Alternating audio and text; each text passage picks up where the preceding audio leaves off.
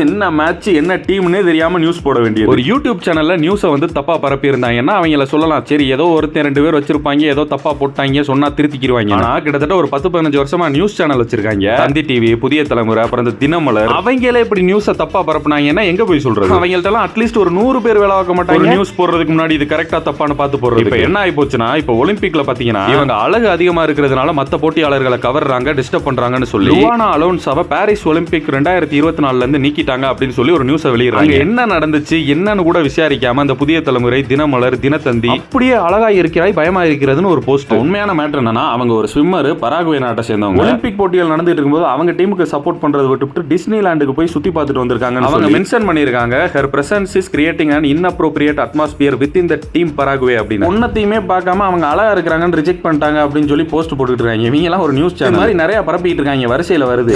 ராஜதந்திரங்கள் அனைத்தும் வீணாகிவிட்டதே.